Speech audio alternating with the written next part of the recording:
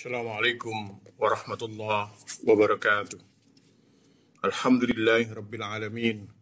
Wassalatu wassalamu ala asrafil mursalin Muhammad wa ala alihi wa sahbihi ajma'in. Amma ba'du. Qala Allah Ta'ala fi kitabihil karim. A'udzu billahi minasy syaithanir rajim. Inna Allah la yughayyiru ma biqaumin hatta yughayyiru ma bi anfusihim. Wa iza aradallahu biqaumin su'an fala maraddalah wa ma lahum min dunihi min wal. Shadaqallahul azim. Pendengar, para pemerhati, muslimin muslimat yang berbahagia, segala puji hanya untuk Allah yang telah melimpahkan karunia akal pikiran kepada manusia dan menghiasinya dengan ilmu pengetahuan untuk bekal hidup di dunia dan di akhirat. Salawat serta salam semoga senantiasa terlimpahkan kepada junjungan kita Nabi Muhammad SAW yang senantiasa mendorong umatnya untuk menuntut ilmu dan mengamalkannya dengan sebaik-baiknya. Pendengar yang berbahagia, tadi saya membacakan surat Ar-Ra'd ayat 11 yang artinya sesungguhnya Allah tidak mengubah keadaan sesuatu kaum sehingga mereka mengubah keadaan yang ada pada diri sendiri. Dan apabila Allah menghendaki keburukan terhadap sesuatu kaum, maka tak ada yang dapat menolaknya. Dan sekali-kali tak ada pelindung bagi mereka selain Dia. Pendengar yang berbahagia, ayat ini menjelaskan pentingnya sebuah perubahan dalam kehidupan pribadi maupun umat. Tanpa perubahan, kehidupan pasti akan mati atau minimal tidak akan berkembang. Yang demikian itu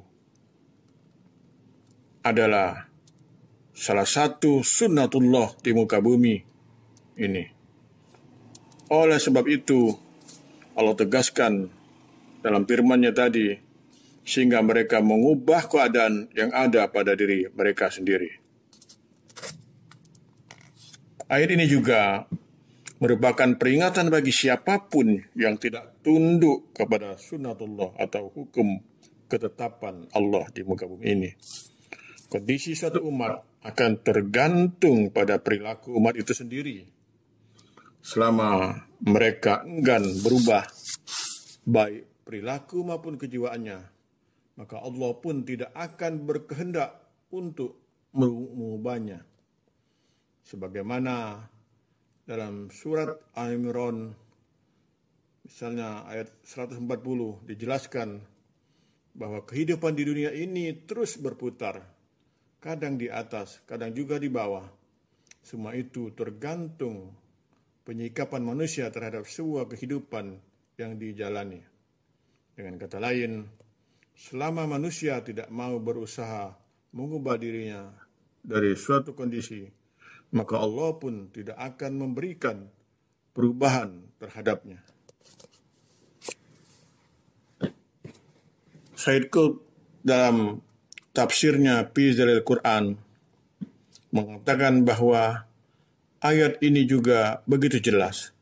Tidak perlu sebuah penafsiran di mana kehendak Allah terhadap apa yang terjadi pada suatu umat tergantung pada perilaku umat itu sendiri. Walaupun Allah mengetahui akan segalanya, namun kejadian tersebut tidak lain hanyalah merupakan hasil perilaku mereka sendiri. Begitulah sunnatullah sebagaimana Allah tetapkan atas umat-umat sebelumnya. Pendengar yang berbahagia, sesungguhnya ketertinggalan dan kemerosotan umat Islam sekarang ini tidak lepas dari faktor internal atau faktor umat Islam itu sendiri. Di samping juga memang konspirasi eksternal yang telah banyak menenggelamkan umat ini dalam keterpurukannya. Realita umat sekarang ini menunjukkan mereka betul-betul jauh dari Al-Quran dan As-Sunnah, bahkan Islam betul-betul asing dalam diri umat sendiri. Padahal Rasulullah SAW bersabda, sesungguhnya Allah dengan kitab ini atau Al-Quran mengangkat dan menghinakan sebuah kaum. Hadis riwayat Imam Muslim. Oleh karena itu, minimal ada 3 pilar agar umat ini bisa bangkit kembali, bangun dari keterpurukannya. Yang pertama adalah terpenuhinya SDM yang betul-betul cerminan dari ketangguhan keimanan yang benar.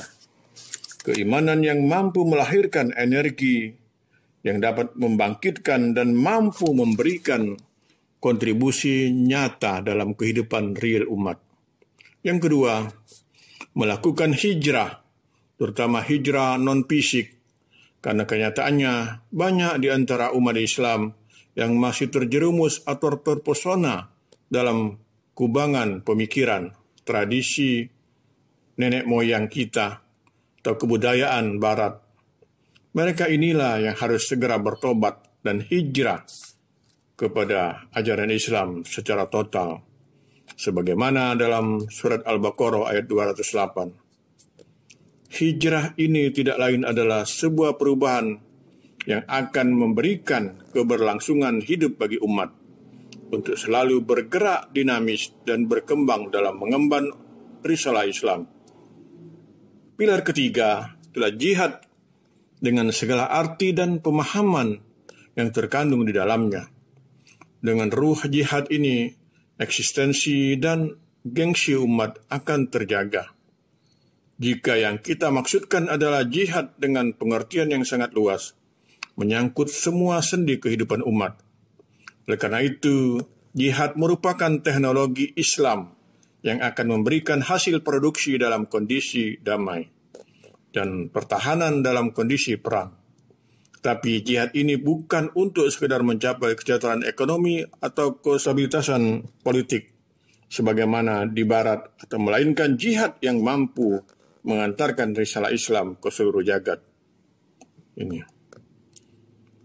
Pendengar yang berbahagia, adapun di antara sarana yang harus dipenuhi agar umat mampu berubah adalah adanya ilmu pengetahuan dan pendidikan yang bermutu. Misalnya dalam surat Al-Alaq ayat 1-5 dan surat Al-Fat ayat 29, memahami sunnatullah. Kemudian pada surat Al-Fussilat ayat 53, mengoptimalkan potensi dan kemampuan.